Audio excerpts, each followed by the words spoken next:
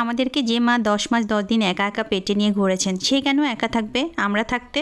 আমার মা একা একা সময় একদমই কাটাতে চায় না, প্রচুর বোরিং ফিল করে। সব সময় চায় আমি 24 ঘন্টাই তার কাছে থাকি। আমি তার সংস্পর্শে থাকলে তার শান্তি লাগে, অন্যরকম একটা ভালো লাগে। সেই জন্য আমি রান্না করতে করতেও হাজারবার দৌড়ে দৌড়ে আসি মায়ের কাছে একটু সময় দিতে। মায়ের কাছে আসলেই মায়ের এই হাতটার কেমন জানি অনেক আদর খেতে ইচ্ছে করে, কিন্তু কপাল খারাপ, মায়ের এই হাতটা দিয়ে হয়তো আমি আর কোনোদিনও আদর খেতে পারবো না। একটা মানুষ নিজে নিজে মজা করে না খাওয়ার মধ্যে কত কষ্ট, তাই না? তাকে মাঝে মাঝে যখন চামচ দিয়ে দিই ভাত বা কোনো কিছু, খাওয়া শেষ করে উঠে বলে, মা আজকে না আমার পেট ভরেনি। মা যখন এমন করে বলে, নিজের কাছে নিজের এত খারাপ লাগে, এত দোষী মনে হয় যে আমি এত বড় একটা কাজ করলাম, মাকে পেট ভরে খেতেও দিলাম না।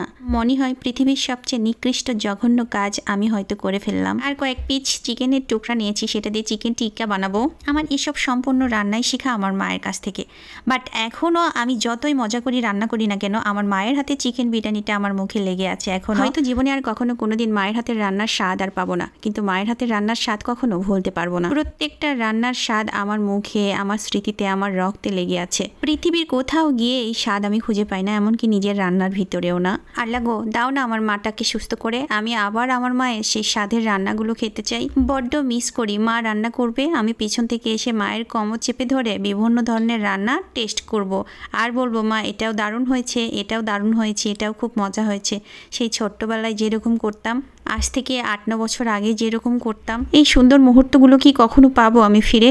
আমার খুব ইচ্ছে করে এই সুন্দর মুহূর্তগুলো যদি আল্লাহ তাআলা আবার আমাকে ফিরিয়ে দিত। এইসব মনে করতে চাই না, এইসব মনে করলেই আমার দু চোখ বেয়ে কান্না পড়ে। এই যে মজা করে বিরিয়ানিটা রান্না করেছি, আমার মা আমার কলিজাটা হাত দিয়ে খেতেও পারবে না।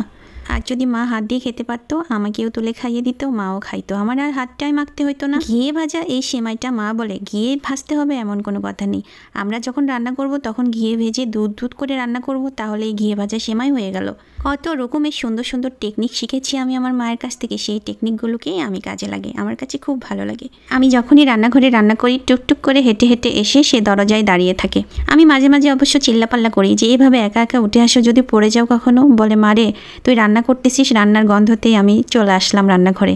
আমি যদি রান্না করতে পারতাম, তোকে আর কষ্ট করে এই গরমের মধ্যে রান্নাঘরে দাঁড়িয়ে থেকে রান্না করতে হতো না। কত চিন্তা করে আমাকে নিয়ে। আমার মতো কি আছো এরকম হাহাকার করে মা বাবার ভালোবাসা পাওয়ার জন্য বুকের মধ্যে? আমি তো বাবাকে প্রতিনিয়তই মিস করি। বাবাকে যখন মিস করি, যাই না মাঝে বাবার কথা মনে করে অনেক কান্না করি। আর আল্লাহ তাআলার কাছে বলি, আমার মাটাকে যেন আমার সাথে সাথে অনেক বছর বেঁচে রাখে। এভাবেই যেন আমি আমার মাকে আগলে ধরে রাখতে পারি, বেঁচে থাকতে পারি। প্রিয় কলিজার ভাই বোনেরা, আমার ভিডিওটা ভালো লাগলে প্রত্যেকটা সন্তানের কাছে ভিডিওটা পৌঁছে দিবেন। দয়া করে সবাই সাপোর্ট করবেন মাকে। ভালো থাকবেন। আল্লাহ হাফিজ।